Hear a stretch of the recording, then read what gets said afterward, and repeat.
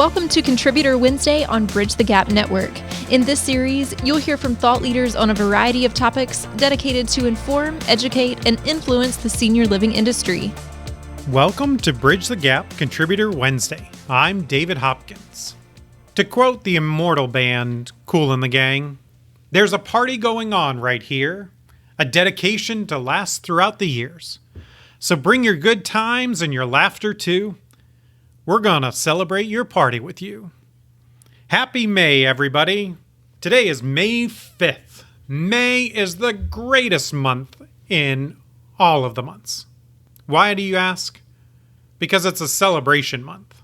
It's a celebration month because May is my birthday month. Yes, all month.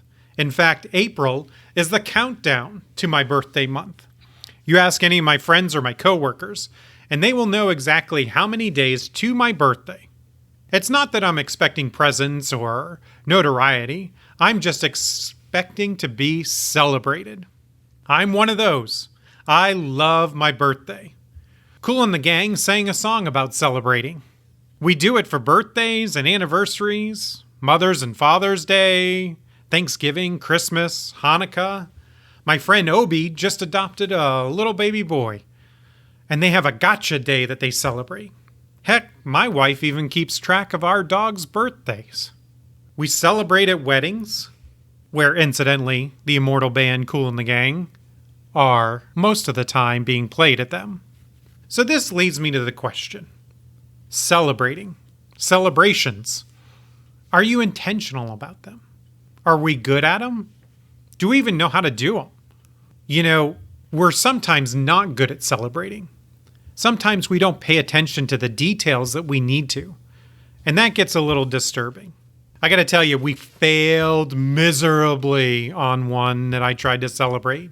Now, like most of you, we always do that month birthday celebration and get the sheet cake out and the party hats, and we sing happy birthday and acknowledge everybody that had a birthday in that month.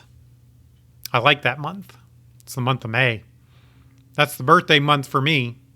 But, you know, we celebrated our staff and our residents, and we set up the cake and the party hats, and we had a little gift card and a card for them signed by the entire staff.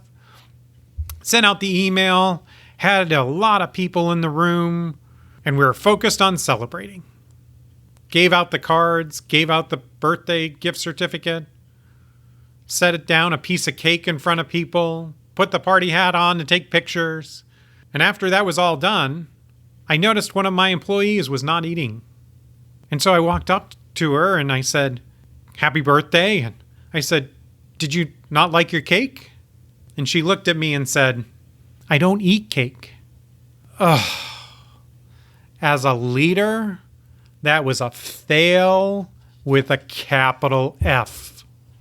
How did I not know she did not like birthday cake? Here I am trying to be so intentional about recognizing and celebrating somebody, and I didn't even pay attention to what they wanted. I only assumed that everybody likes a big birthday. I had an epic fail as a husband. I planned a great big surprise birthday party for my wife. Friends flying in, long-term elementary school, family driving in. I was excited. We were going to celebrate her, and all the people that she knew and loved were going to be there, and it was going to be lots of food and good times. She found out about it the night before, and I could see the disappointment across her face. See, my wife doesn't like big celebrations. She likes a quiet celebration with a small group of friends or family. And I didn't pay attention. I celebrated her the way I want to be celebrated. I want the spotlight and the stage and everything else that goes along with a big, fun celebration, but in my definition. When you have somebody like me, I'm telling you exactly how I want to be celebrated. If you listen to people like my wife, She's telling me how she wants to be celebrated. Are you listening? People tell us how they want to be celebrated. Pay attention. Listen. Ask the questions. It's even a great interview question. How do you like to be recognized or celebrated? And many times we feel obligated to throw a big party, whether it be for the office or for family and friends, when the person being celebrated doesn't want that. Or worse, we give them a piece of cake and maybe they don't like it, or they have a food allergy. So we have cake for everybody else, but we forgot to get something. So a piece of cheese or fruit or something like that. Wow. So now you've got me being celebrated the way I don't want to be celebrated. And on top of that, you're not even gonna get me the food or the item that I like. We have got to do a better job at celebrating. As I was doing research into celebration, it was very eye-opening as I even put in the name celebration into Google. Now, I'll tell you, the town of Celebration popped up for me that's just outside of Disney.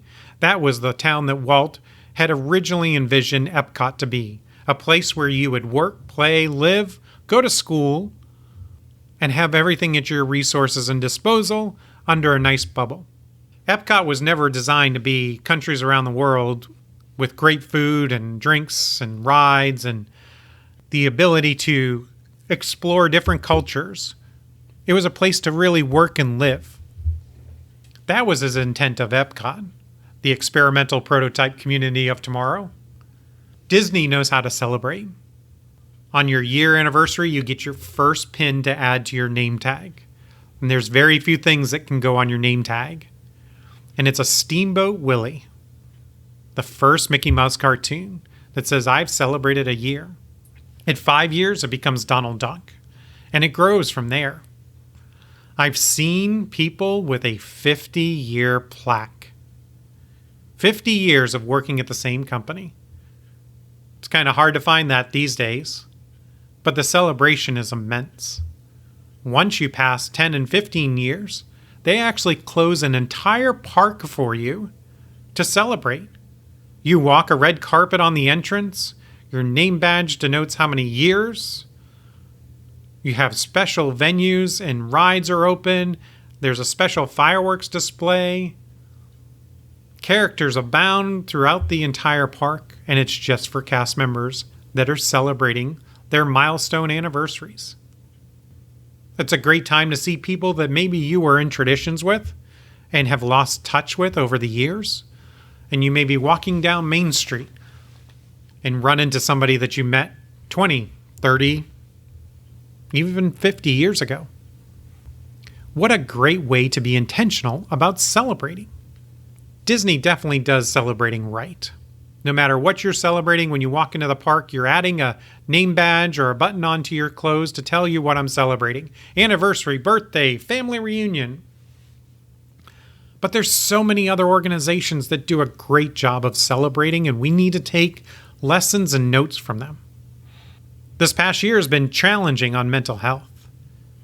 Mental health in celebrations for people that is customized releases endorphins. Endorphins help depression. Celebrating somebody could almost save their life. And I've got to tell you, I'm very fascinated by Alcoholics Anonymous. They really have celebration down. When you're doing the hard work to kick an addiction to alcohol, the coins and the certificates they give you that are so intentional that most will keep in their pocket and never show anybody. But that coin of sobriety for 30 days, 6 months, a year, is so important to them. And it's a constant reminder of their struggle, but also their victory and their celebration. I am truly amazed at how well one single coin can provide somebody hope by establishing the meaning behind it. It's important to celebrate. Even in the Bible, celebrating is mentioned 52 times. I found that quite ironic that we have 52 weeks in the year. But then I thought, only celebrating once a week? I don't know that I could do that. I need to celebrate quite often.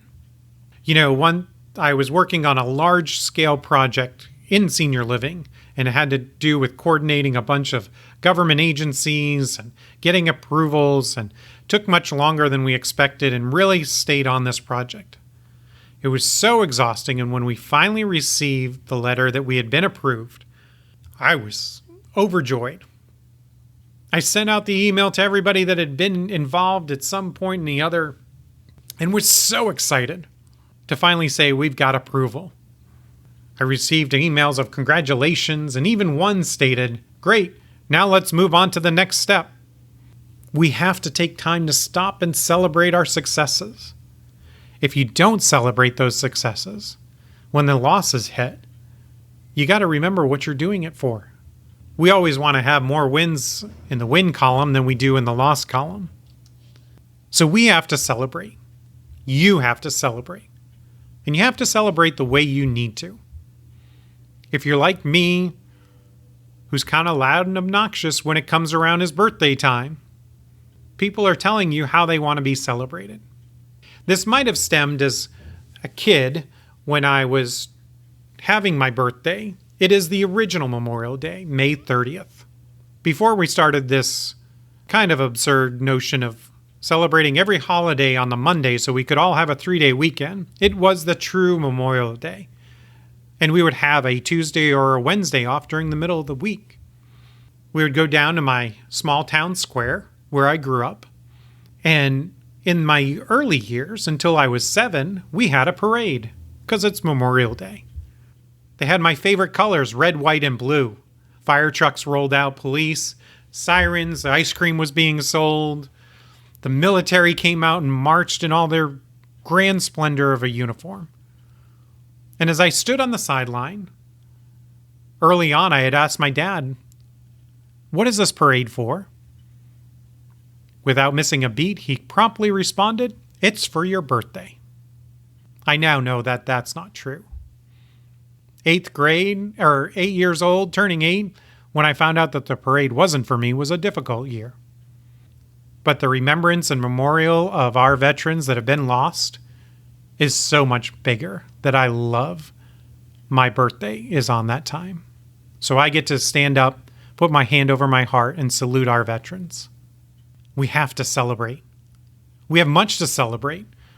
We're coming out of probably the most trying year senior living and healthcare has ever seen. So we need to start celebrating that we made it through. So when I say celebrate, what's that thought that creeps into your mind? That opportunity that you missed that you didn't celebrate.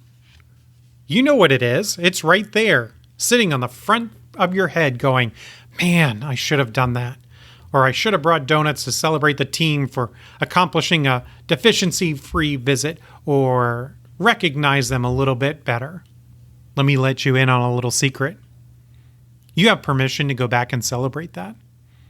You have permission to go back and say, "Oh my gosh, I can't believe we missed this. We're going to celebrate it right now." Throw down a dance party. Break out the balloons. Break out the cake.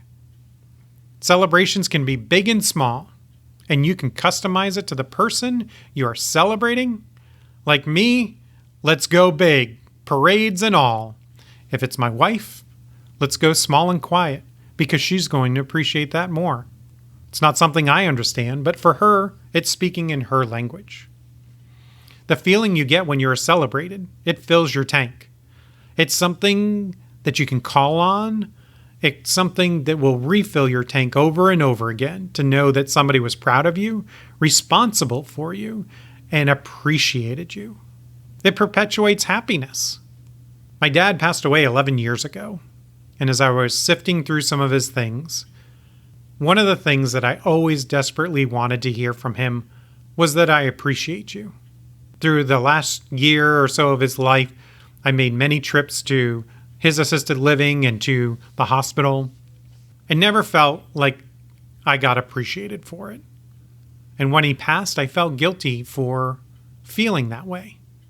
But as I was sifting through things, he had a stack of my old high school and elementary school notebooks, spiral bound. And if there was a page empty left on it, he left it in there. And as I was flipping through, one notebook had something written in it. And it was one line in his handwriting in pencil. And it said, "Dave, I appreciate you." Well, that's now framed and in my house as a constant reminder. So it's time to celebrate, folks. I'm going to celebrate. Are you going to join me? I'm celebrating that I'm completing this podcast on my birthday month, and I'm so excited to share it with you. So you get to celebrate with me. So I'm going to get a cupcake and a balloon and proceed to walk around my entire community so that people will ask me, why do I have a cupcake and a balloon? And then I can tell them that I am celebrating my birthday month. So on May 5th, today, I encourage you to go get a balloon and a cupcake. Send me a picture. Send it to btgvoice.com so that we can post it up on our social media, because I want to see you celebrating. Thanks for listening to this week's BTG Contributor Wednesday. Please connect with me at btgvoice.com. Thanks for listening to Contributor Wednesday series on Bridge the Gap Network. For more information about the contributors and for a full library of episodes, visit btgvoice.com.